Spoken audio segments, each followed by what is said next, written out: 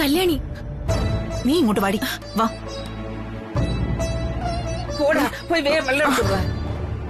മോളെ, മോളെ കല്യാണി, മോളെ, മോളെ.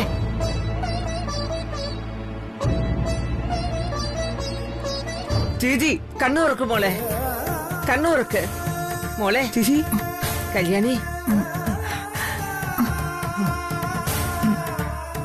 പതുക്കെ മോളെ. എന്താ എന്താ നിനക്ക് എന്താ പറ്റിയ? എന്താ ചേച്ചി? പതുക്കെ പതുക്കെ. എന്താ എന്താ പറ്റിയ നിനക്ക്? എന്താ ചേച്ചി എന്താ പറ്റിയേ? ഒന്നുമില്ല, പെട്ടെന്നെന്തോ വീടൊക്കെ കറങ്ങണ പോലെ. ബാ ഇവിടെ ഇരിക്കെ.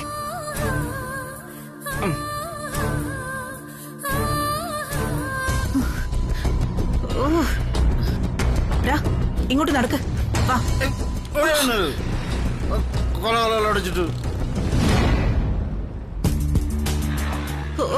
ഇതെങ്ങനെ അകലേച്ച് കണ്ടാലുണ്ടല്ലോ. ഏതായാലും പ്രമോഷൻ കിട്ടിയതില് സന്തോഷം. ഇത്രയും നാളും രാത്രിയില് മാത്രമായിരുന്നു സേവ, ഇപ്പൊ പകലും കൂടി തുടങ്ങി. കഷ്ടം. നീ എന്തിനാ ഔട്ട് ഹൗസിലേക്ക് പോയത്? മനുഷ്യനെ കൊണ്ട് പറയിപ്പിക്കാൻ. അതും കുടിച്ചു മതവും മത്തനായി. അതെ, എസ്കോട്ടൊക്കെ ഇത് വരെ മതി. നിങ്ങളുടെ ജൂറി സെഷൻ കഴിഞ്ഞു. അയ്യോ വേണ്ട, ഇത് വരെ ഉള്ളു. ഇനി ഒരു അടി മുന്നോട്ട് വെച്ചാലേ ഈ കാലിയം തല്ലുപിടിക്കും.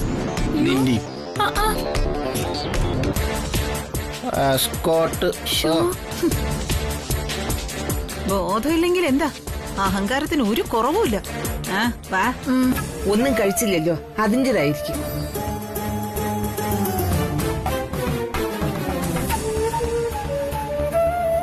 മോനെ, അമ്മയാ. കല്യാണിക്ക് ഒരു ചെറിയ തലകറക്കം. ഇല്ല ഇല്ല, പനിയൊന്നുമില്ല. ആ മരുന്നിന്റെ പേര് അമ്മയ്ക്കൊന്ന് അയച്ചതാ. ആ ശരി ശരി.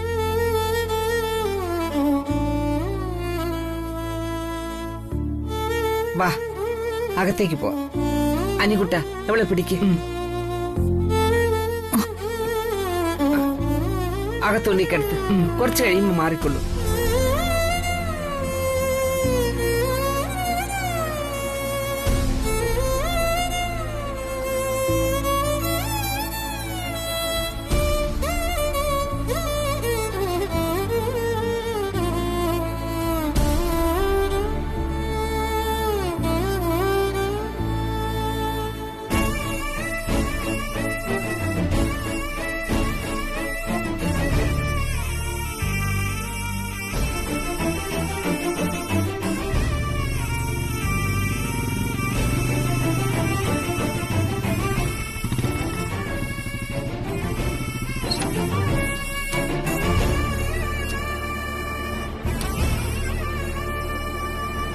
എന്താങ്ങളെ അത്യാവശ്യമായിട്ട് കാണുന്നു പറഞ്ഞു?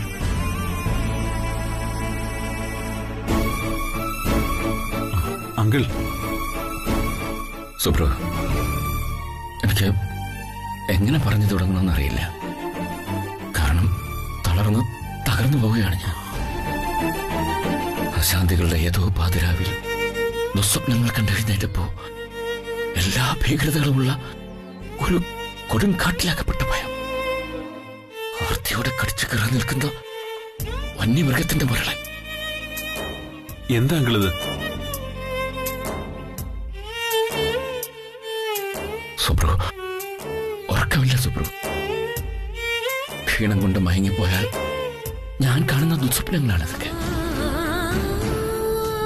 എല്ലാം കൊണ്ടും സൗഭാഗ്യവനായ ഞാൻ ഇന്ന് സമാധാനമില്ലാതെ ഉഴലുകയാണ്. എന്തു പറയും ഞാൻ? വിധിയെന്നോ അതോ ഉജ്ജന്മ പാപമെന്നോ? മോനെ, നീ എനിക്ക് അന്യനല്ല. എന്റെ മക്കളിൽ ഒരാളായിട്ടേ കണ്ടിട്ടുള്ളൂ നിന്നെ ഞാൻ. കയ്യും കാലും ഇട്ടടിക്കുന്ന അവസ്ഥയാണ് എനിക്ക്. തീരെ അടുത്തെങ്ങുമില്ല. പിടിച്ചു നിൽക്കാൻ ഒരു കച്ചിത്തുരുമ്പ് പോലുമില്ല.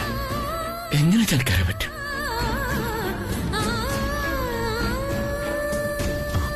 അങ്കിള് സമാധാനമായിട്ടിരിക്കും. എങ്ങനെ? എങ്ങനെയെന്നും കൂടെ പറഞ്ഞതാ നീ. നിനക്കറിയാമോ, ഒരു ഭാഗത്ത് ഒരക്ഷരം ഉരിയാടാതെ നിശബ്ദയായി തീർന്ന എന്റെ ഭാര്യ, മറുഭാഗത്ത് ഭർത്താവിനെ നഷ്ടപ്പെട്ട് വിദൂരതയിൽ കണ്ണുനട്ടിരിക്കുന്ന മരുമകൾ, ആകെ ധൈര്യം ചോർന്നു നിൽക്കുന്ന മകൻ. മറ്റുള്ളവർക്ക് ധൈര്യം പകർന്നു കൊടുക്കുമ്പോ ഞാനറിയാതെ എന്നിലെ ധൈര്യം ചോർന്നു പോകുന്നു എന്നാണ് സംശയം. അങ്കിളെ, എല്ലാം മാറും. അങ്കിളിന് ടെൻഷൻ പാടില്ലെന്നറിയാലോ.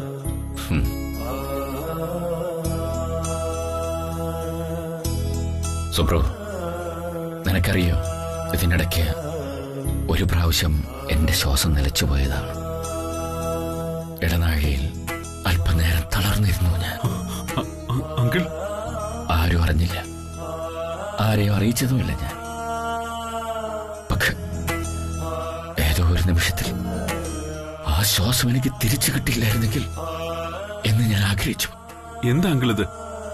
അങ്കിൾ പറഞ്ഞതുപോലെ ഈ തണൽമരം ഒന്ന് വീണാൽ ചുട്ടുപൊള്ളുന്ന മരുഭൂമിയായി പോകും തൃച്ചംബരം. ഇത്രയേറെ ഭയപ്പെടേണ്ട കാര്യമൊന്നുമില്ല.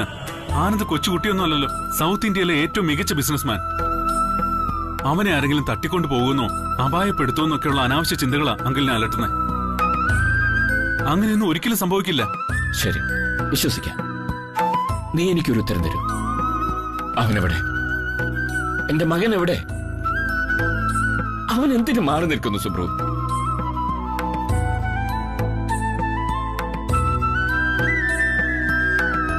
കല്യാണം കഴിഞ്ഞതിന് ശേഷമുള്ള അഖിലാന്റിയുടെ ഈ പ്രതികരണം അവനെ തളർത്തിയിട്ടുണ്ടാവും.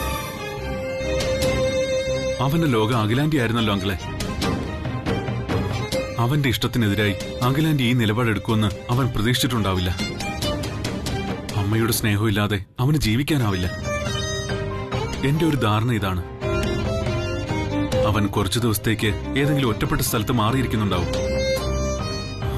അവൻ ഇവിടം വിട്ട് മറ്റൊരു ജീവിതം ഇല്ല അങ്കിൾ.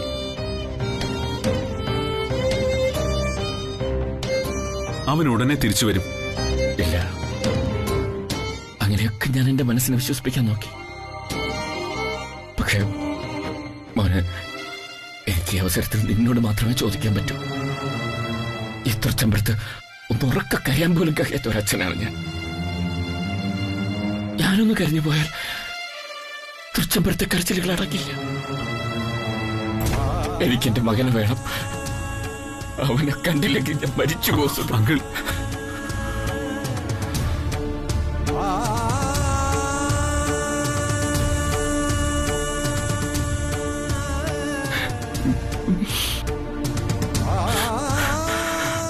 Uncle, uncle ധൈര്യമായിട്ടിരിക്കെ.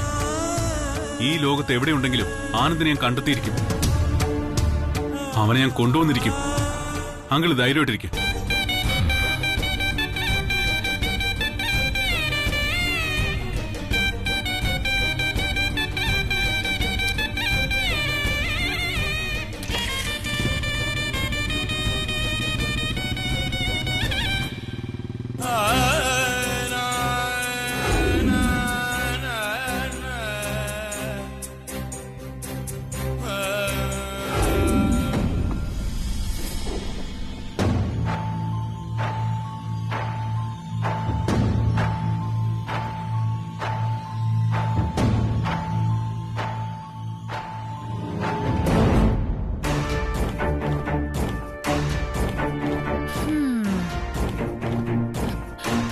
എന്നാലും എന്റെ ആന്റി ഒന്ന് ആലോചിച്ച് നോക്കിയേ.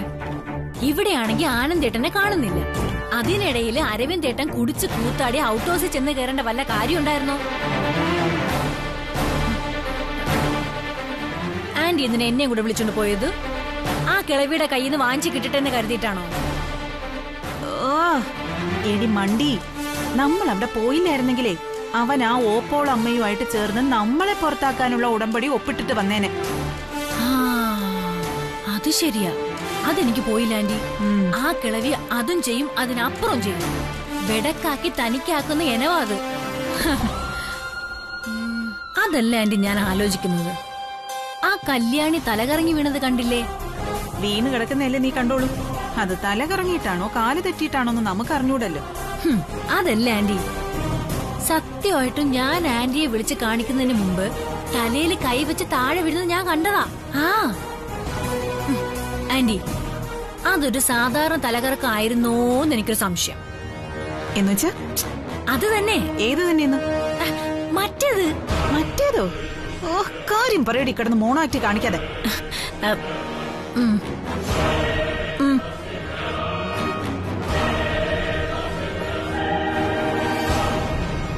ആണോന്ന്? നീ ആവശ്യമില്ലാത്തൊന്നും പറയണ്ട. ആവശ്യമില്ലാത്ത അല്ല ആന്റി, കല്യാണം കഴിഞ്ഞ് ഇത്രയും നാളായില്ലേ. എന്റെ ഒരു കാൽക്കുലേഷൻ വെച്ച് നോക്കുമ്പോ അതാവാനാണ് സാധ്യത. അതറിഞ്ഞിട്ടാവും ഉളപ്പണ്ണ വന്നിരിക്കുന്നത്. ആ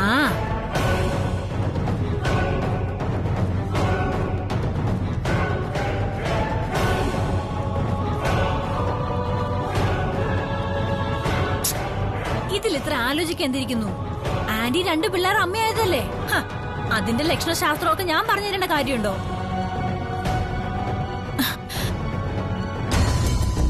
അവിടെ ഈ വഴക്കൊക്കെ നടക്കുമ്പോ ഞാൻ കല്യാണിയെ ശ്രദ്ധിച്ചായിരുന്നു. ഒരുമാതിരി ഉമ്മത്തിങ്ക തിന്ന കാക്കയെ പോലെ കണ്ണിലൊരു മയക്കം ഉണ്ടായിരുന്നു.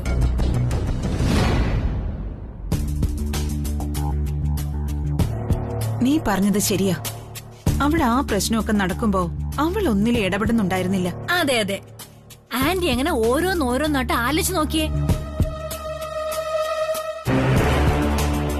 സംഗതിയുടെ കിടപ്പ് അങ്ങനെയാണെങ്കിൽ കാര്യങ്ങളൊക്കെ ആകെ കുഴപ്പാവുമല്ലോ. എന്താ ആന്റി? എടി, നീ പറഞ്ഞതെങ്ങാനും സത്യമാണെങ്കിൽ പിറക്കാൻ പോകുന്നത് ആനന്ദിന്റെ കുഞ്ഞാ. അങ്ങനെ എങ്ങനെ സംഭവിച്ച പിന്നെ അഖില ആളാകെ മാറിപ്പോവും. എങ്ങനെ?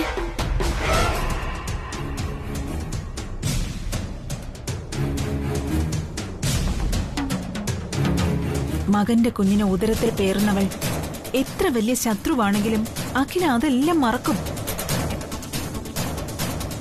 മരുമകളെ അഖില എണ്ണ തോണിയിലിട്ട് പൊന്നും കുടത്തിനെ പോലെ ആട്ടില്ലെന്ന് ആരറിഞ്ഞു?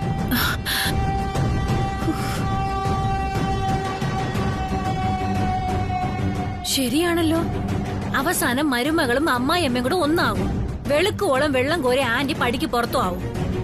അതെ, ആനന്ദിനെ കാണാനില്ലാത്ത ഈ അവസ്ഥയിൽ കല്യാണിയുടെ വിശേഷം അഖിലയ്ക്കൊരാശ്വാസമാവും. പാടില്ല, അങ്ങനെയൊന്നും സംഭവിക്കാൻ പാടില്ല. കെട്ടിപ്പൊക്കിക്കൊണ്ടുവന്ന എല്ലാ മനക്കോട്ടകളും തകരും. ഇതിനെന്തെങ്കിലും ഒരു വഴി കണ്ടെത്തിയേ പറ്റൂ. എന്തായാലും പ്രിയങ്കയോടൊന്ന് ആലോചിക്കണം. എന്തിനു ഏതിനു പ്രിയങ്കയോട് ആലോചിക്കുന്ന എന്തിനാ? കുതിർന്നിറങ്ങൾ പറഞ്ഞുതരാൻ ഞാനില്ലേ ഇവിടെ? അയ്യടാ, ഒരു ഐൻസ്റ്റീൻ വന്നിരിക്കുന്നു. അതെ, നിന്റെ ഉപദേശം കേൾക്കുന്നതിനേക്കാളും പടുകുഴിയിലേക്ക് ചാടുന്നതാ നല്ലത്. ഒരു ഉപദേഷ്ടാവ് വന്നിരിക്കുന്നു.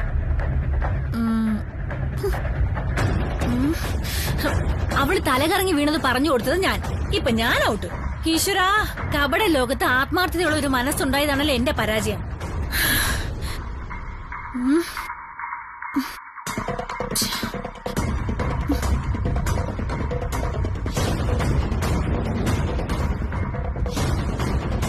പരാജയങ്ങൾ നമ്മുടെ ലക്ഷ്യങ്ങളെ ജീവിതത്തെ തന്നെ പിന്നോട്ട് വലിക്കുമ്പോൾ നമ്മളൊന്ന് ഓർക്കണം. ലക്ഷ്യസ്ഥാനത്തേക്ക് അമ്പെയ്യുമ്പോൾ ആദ്യം പിന്നോട്ട് വലിച്ചിട്ടാണ് മുന്നോട്ട് എയ്യുന്നത്. നിന്റെ നീക്കങ്ങൾ ശരിയായിരുന്നു, പക്ഷേ അത് ലക്ഷ്യം കണ്ടില്ല എന്ന് കരുതി അതിൽ നിന്ന് പിന്മാറാൻ ഒരിക്കലും ശ്രമിക്കരുത്. ഇല്ല അങ്കിൾ, പിന്മാറുന്നതിനെ കുറിച്ച് ഞാൻ ചിന്തിച്ചിട്ട് പോലുമില്ല. അങ്ങനെ ഒരു ചിന്ത എന്നിലുണ്ടായാൽ അത് ഞാൻ ആത്മഹത്യ ചെയ്യുന്നതിന് തുല്യമായിരിക്കും. ഏതായാലും ഒന്നുറപ്പാണ്, ആനന്ദിന്റെ തിരോധാനം നമ്മുടെ ലക്ഷ്യം വേഗത്തിലാക്കും. എന്നാലും ഈയിടെ ചില സമയങ്ങളിൽ ചെസ് ബോർഡിന് മുന്നിൽ തുടക്കത്തിലെ പരാജയപ്പെടുന്നു. അതെ അങ്കിൾ, കളി തുടങ്ങി 4-മത്തെയോ 5-മത്തെയോ കരുനീക്കത്തിൽ തന്നെ പരാജയം സംഭവിക്കുന്നു. ആ പരാജയം മനസ്സിന്റെ ആത്മവിശ്വാസത്തെ തകർക്കുന്നു. പ്രിയങ്കേ, ഒരു മത്സരമാവുമ്പോൾ ഒരാൾ ജയിച്ചേ മതിയാവും. ശത്രുവിന്റെ നീക്കങ്ങളെ തടഞ്ഞുകൊണ്ട് ശരിയായ രീതിയിൽ ശരിയായ സമയത്ത് കരുക്കൾ നീക്കിയ വിജയം നിന്റെ ഭാഗത്താവും. ആ ജയത്തിന്റെ സുഖം അനുഭവിച്ചറിയണമെങ്കിൽ നീ സ്വയം ശത്രുവായി മാറി കരുക്കൾ നീക്കണം.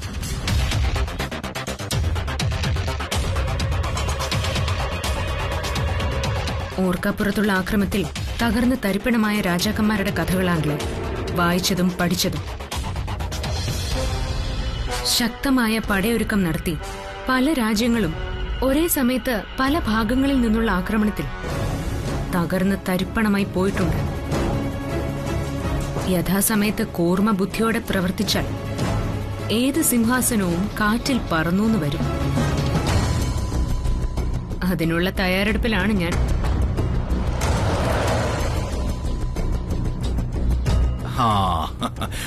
വന്നു തോന്നുന്നേ തൃച്ചംബരത്തെ ധൂമകേതു. ധൂമകേതുവോ? ആ പ്രയോഗം കൊള്ളാലോ. വാൽ നക്ഷത്രം. പുറത്തുനിന്ന് സഞ്ചരിച്ച് പ്രധാന ഗ്രഹങ്ങളുടെ അടുത്തെത്തുമ്പോ സഞ്ചാരപഥത്തിൽ സാരമായ മാറ്റം വരുത്തുന്ന ധൂമകേതു. അത് തന്നെയല്ലേ വിലാസിനിക്ക് ഏറ്റവും അനുയോജ്യമായ പേര്. അതെ അതെ. സൂര്യനോടടുക്കുമ്പോൾ സ്വയം നശിച്ചു പോവുകയോ എന്നേക്കുമായി എരിഞ്ഞു കളയപ്പെടുകയോ ചെയ്യുന്ന വാൽ നക്ഷത്രം. അമ്മാവനും അനന്തരവളും ബഹിരാകാശ പഠനം നടത്തുകയാണോ? അതെ ആന്റി, സ്വയം എരിഞ്ഞുടയ്ക്കാൻ വിധിക്കപ്പെട്ട വാൽ നക്ഷത്രത്തെക്കുറിച്ച് ചർച്ച ചെയ്യുമായിരുന്നു. ഇന്നെന്താ ആന്റി, ആന്റിക്കൊരു സന്തോഷഭാവം? അഖിലാന്റി വീണോ? അതോ ശിവരാമൻ അറ്റാക്കായോ? ഈ പറഞ്ഞ രണ്ടെണ്ണത്തിന് പൂച്ചയുടെ ജന്മം. ഉടനെ എങ്ങും ചാവുന്ന ലക്ഷണമൊന്നും ഞാൻ കാണുന്നില്ല. അതെ, ഇപ്പൊ അതൊന്നുമല്ല സംഭവം. തൃച്ചംബരത്ത് അഖിലാണ്ടേശ്വരിക്ക് ഒരു അനന്തരാവകാശി വരാൻ പോകുന്നു എന്നൊരു സംശയം.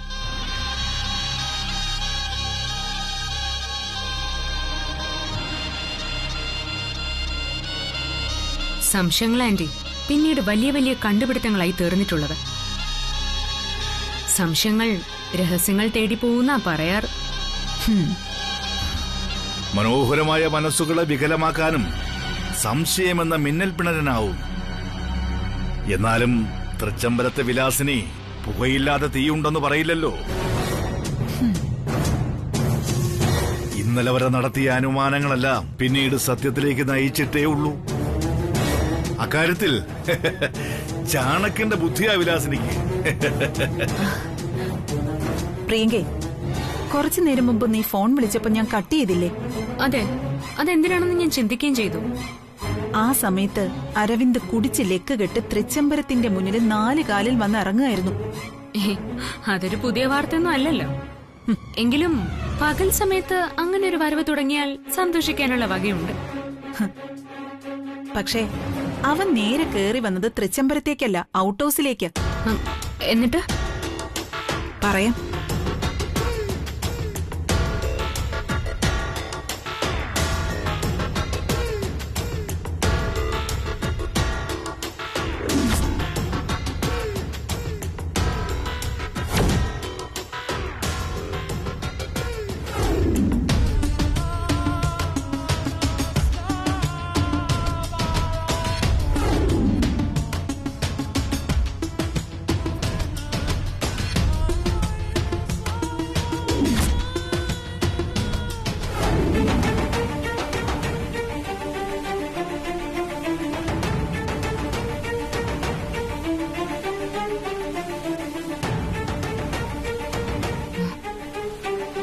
സത്യമാണ് ആന്റി പറയുന്നേ? കല്യാണി പ്രഗ്നന്റാ? വെറുമൊരു തലകറക്കം പുതുജീവന്റെ തുടക്കമാകണമെന്ന് സ്ഥിരീകരിക്കാൻ പറ്റില്ല. ഒരുപക്ഷെ അങ്ങനെയാണെങ്കിൽ തന്നെ ഗർഭപാത്രത്തിൽ വച്ച് അതിനെ കൊന്നൊടുക്കണം. ഒരു ജീവൻ പോലും അവശേഷിക്കാൻ പാടില്ല. ആന്റി, ആദ്യം അവൾ അമ്മയാവാൻ പോവാണോ എന്ന് ഓർപ്പിക്കണം. ഞാൻ ചോദിച്ച അവള് സത്യം പറയോ പ്രിയങ്കേ? സൂത്രശാലിയായ ആന്റിയുടെ ആവനാഴിയിൽ തന്ത്രങ്ങൾക്കാണോ പഞ്ഞം? ഇല്ല പ്രിയങ്കേ, ഞാനിനി എന്ത് തന്ത്രം പ്രയോഗിച്ചാലും അവൾ എന്നോട് സത്യം പറയില്ല. ശരി, ഞാൻ പറയാം. ആന്റി പ്രവർത്തിച്ചാ മതി.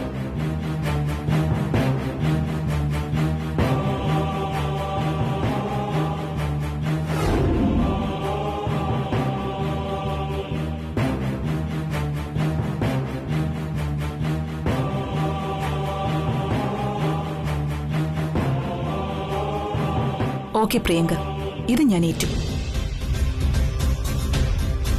ഭേഷ്. എന്നാ പിന്നെ വൈകിക്കണ്ട. ശരി.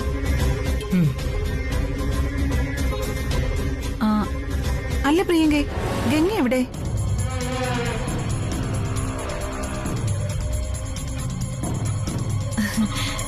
ഞാൻ വെറുതെ ചോദിച്ചെന്നേ ഉള്ളൂ. വന്നിട്ട് ഗംഗയെ കണ്ടില്ലല്ലോ. ചിലപ്പോ ഉറങ്ങുമായിരിക്കും അല്ലേ? നല്ല മഴയും തണുപ്പൊക്കെ ആണല്ലോ. എന്നാ പിന്നെ ഞാനങ്ങോട്ട്. ഓ